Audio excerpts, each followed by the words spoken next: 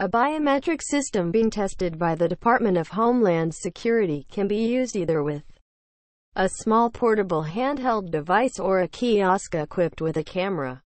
Washington. A new report concludes that a Department of Homeland Security pilot program improperly gathers data on Americans when it requires passengers embarking on foreign flights to undergo facial recognition scans to ensure they haven't overstayed visas.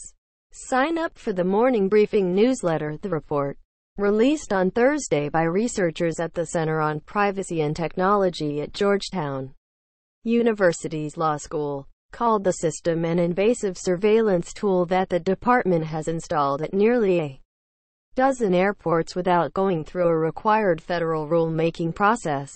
The report's authors examined dozens of Department of Homeland Security documents and raised questions about the accuracy of facial recognition scans.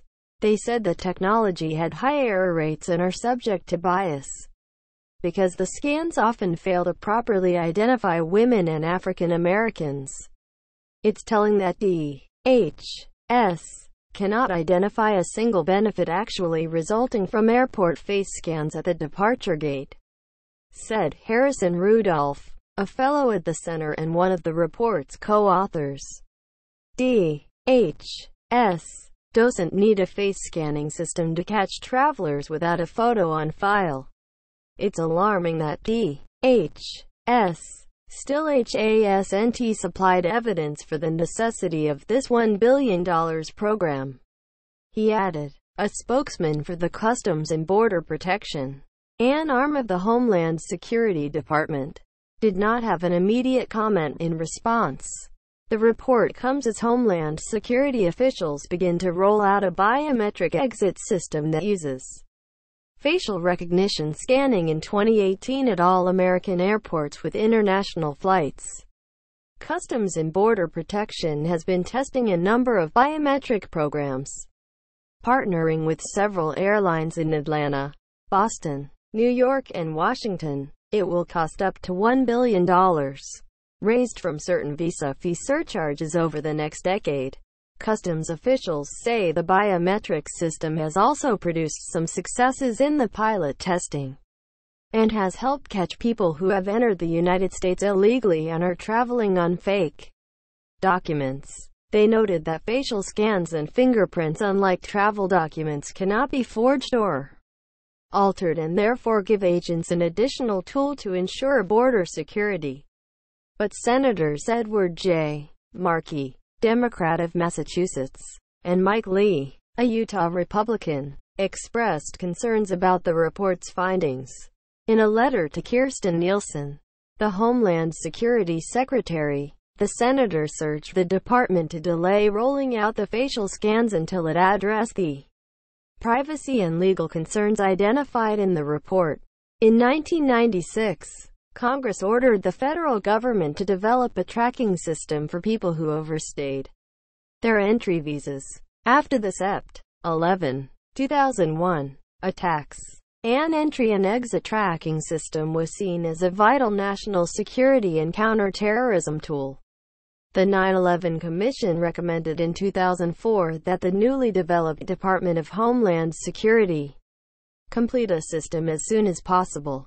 Congress has since passed 7 separate laws requiring biometric entry-exit screening. But for years, officials have struggled to put a biometric exit system in place because the technology to collect the data was slow to take hold, and many American airports, unlike those in Europe and elsewhere, do not have designated international terminals, leaving little space for additional scanning equipment. The biometric system being tested by the Department of Homeland Security can be used either with a small portable handheld device or a kiosk equipped with a camera. The system snaps a picture of a passenger leaving the United States and checks whether that person is supposed to be on the plane. It compares the person's face with a gallery of photos that the airline has collected of passengers on its travel manifest. It also checks the person's citizenship or immigration status against various Homeland Security and intelligence databases. For American citizens, the facial scans are checked against photos from State Department databases.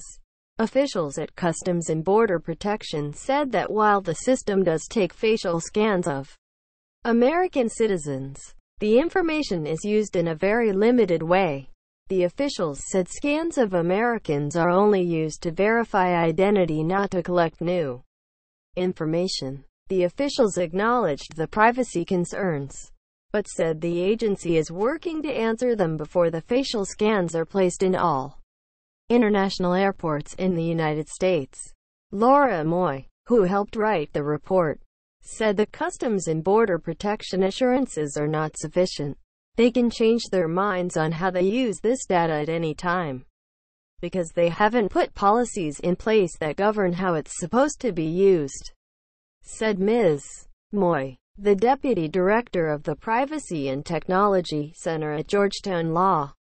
This invasive system needs more transparency, and Homeland Security officials need to address the legal and privacy concerns about this system before they move forward. An executive order signed in January by President Trump would require all travelers to the United States to provide biometric data when entering and exiting the country.